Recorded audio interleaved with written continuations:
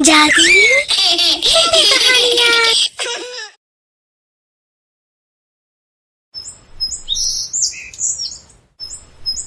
धनराज एक फैक्ट्री में मजदूरी करता था, लेकिन कुछ महीने पहले उनकी फैक्ट्री बंद हो गई थी और वह बेरोजगार हो गया।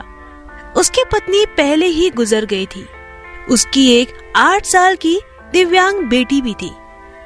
पहले भी किसी तरह उसका गुजारा चलता था, ऊपर से उसकी नौकरी चली गई तो उसका जीवन चलाना और भी मुश्किल हो गया। हालांकि नौकरी चली जाने के बाद उसने अपनी बेटी सोनम को नहीं बताई थी। वो हर दिन तय समय पर पहले की तरह घर से निकल कर जाता और शाम को घर लौटता। सोनम, सोनम बेटी। सोनम बाहर आती है। अरे बाबा, आप आ गए फैक्ट्री से? हाँ बेटा, आ तो गया, लेकिन आज भी जलेबी लाना भूल गया। अरे कोई बात नहीं बाबा, कल ले आना। कल नहीं, 2-4 दिन बाद फैक्ट्री में दिवाली का बोनस मिलने वाला है। जिस दिन मिलेगा उस दिन तेरे लिए एक सुंदर सी फ्रॉक और जलेबी दोनों लेता आऊंगा। सोनम को पता था कि उसके लिए ना तो जलेबी आएगी ना फ्रॉक। उसके पिताजी को कोई बोनस नहीं मिलने वाला। उसको ये भी पता था कि उसके पिता की नौकरी चली गई है। देखते देखते दिवाली भी आ गई। हर जगह कितनी भीड़ है, सभी कुछ न कुछ खरीद रहे हैं। एक मैं हूँ जो अपनी बेटी के लिए जलेबी भी खरीद नहीं सकता। धनराज ये सब सोचता चला जा रहा था। तभी एक बड़ी सी कपड़े की दुकान पर बाहर खड़े पुतले पर उसकी नजर गई। उसने एक बहुत अच्छी खूबसूरत फ्रॉक पहनी थी। वो फ्रॉक को गौर से देख ही रहा था। तभी दुकान का मालिक बाहर आता है। हे, तू क्या घूर रहा है? चोरी वोरी करने का इरादा है क्या? तू तो शक्ल से ही चोर लगता है। अरे नहीं साहब, मैं तो बस अपनी बिटिया के लिए ये फ्रॉक देख रहा था। तेरी औकात के बाहर है ये ड्रेस। चल जा अब यहाँ से।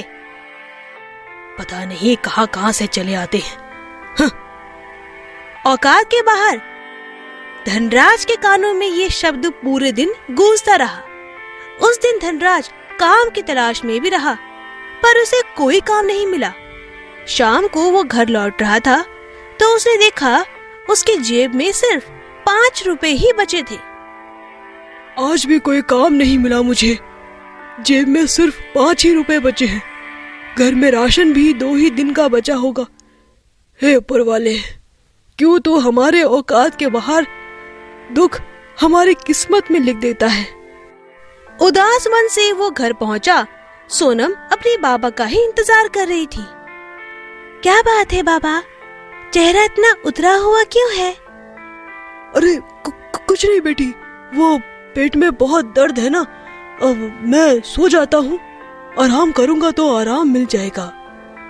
सोनम को पता था कि उसके पिता के पेट में कोई दर्द नहीं है।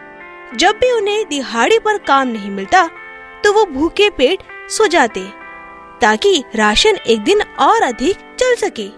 कई बार उन्होंने ऐसा किया है।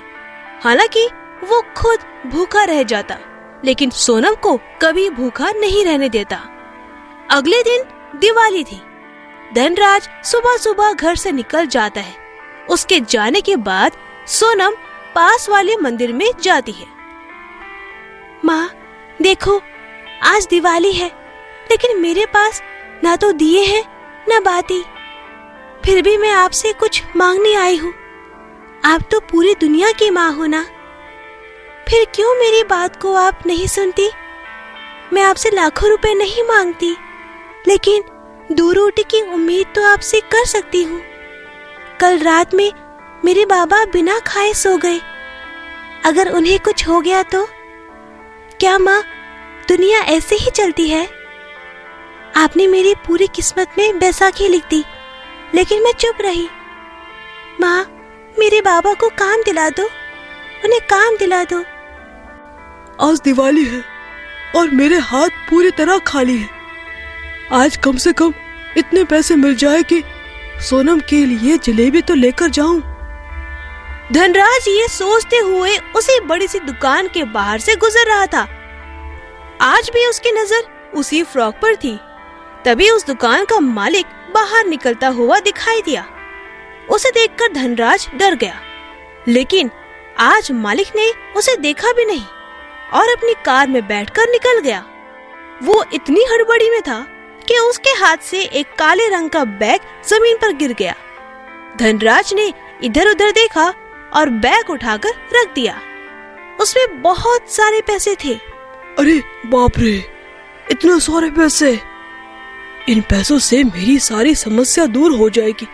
सोनम के लिए एक फ्रॉक तो क्या, कई सारे कपड़े ले सकता हूँ, जलेबियाँ और मिठाइयाँ भी।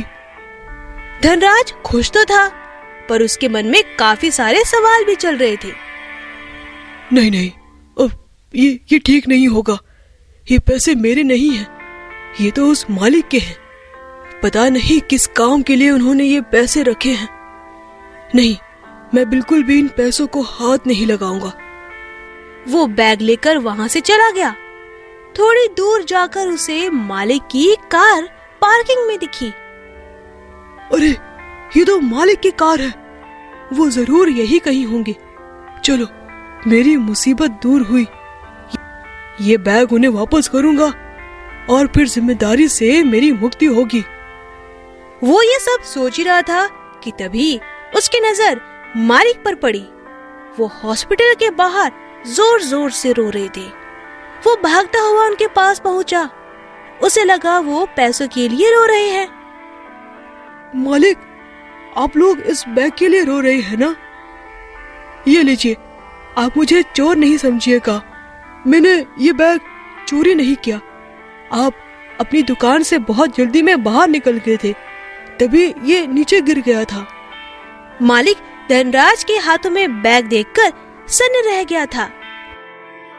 हम पैसों के लिए नहीं रो रहे हैं। आज हमारे बेटे का बहुत बड़ा एक्सीडेंट हो गया है। वो जिंदगी और मौत से जूझ रहा है। खून चढ़ाने की जरूरत है। हम दोनों में से किसी का ब्लड ग्रुप मैच नहीं किया। एक आदमी ब्लड देने को राजी तो हुआ, पर बदले में बहुत सारे पैसे मांगे। ये रुपए उसी को देने के लिए थे। अब वो यहाँ से चला गया। धनराज की आंखें उन लोगों की बातें सुनकर भर आई। मालिक, मैं दूंगा ब्लड। आप मेरा टेस्ट करा लीजिए, क्या पता मुझसे उनका ब्लड ग्रुप मिल जाए। धनराज का ब्लड ग्रुप मिल गया। अब उनके बेटे की हालत में सुधार होने लगा। ने मेरे बेटे की जान बचाई। मैं तुम्हारा एहसान जिंदगी भर नहीं भूल सकता, ना ही इसकी कोई कीमत दे सकता हूँ। फिर भी इस बैग में जितने रुपए हैं वो सब तुम रख लो। नहीं नहीं, ये आप क्या कह रहे हैं मालिक? जान बचाने वाला ऊपर वाला है, मैं नहीं। मुझे ये पैसे नहीं चाहिए। अगर आपसे ये पैसे ले लिए तो ऊपर वाले को क्या जवाब दूंगा? धनराज वहां से चला गया। शाम हो चुकी थी।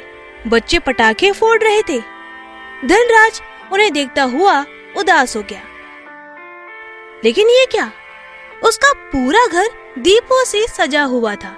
रंग बिरंगी लाइट जल रही थी। उसकी बेटी सोनम ने वही ड्रेस पहन रखी थी जो उसने मालिक की दुकान पर देखी थी।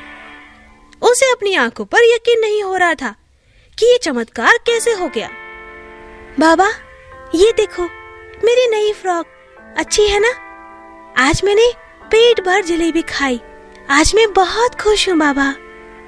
तभी मालिक वहाँ आता है। मालिक, आप? मैं समझ गया। इसका मतलब ये सब आपने किया है। मैं आपका एहसान कभी नहीं भूलूंगा मालिक। अरे, एहसान किसी ने किसी के ऊपर नहीं किया है। ये जो भी हो रहा है सब ऊपर वाले ने किया है। क्या तुम मेरे साथ काम करना पसंद करोगे? धनराज मालिक को हाँ कर देता है और उसके बाद धनराज की जिंदगी बदल जाती है। तो दोस्तों, अगर आपको हमारी कहानी पसंद आई हो तो इसे लाइक करना और शेयर करना और हमारे चैनल को सब्सक्राइब करना मत भूलना।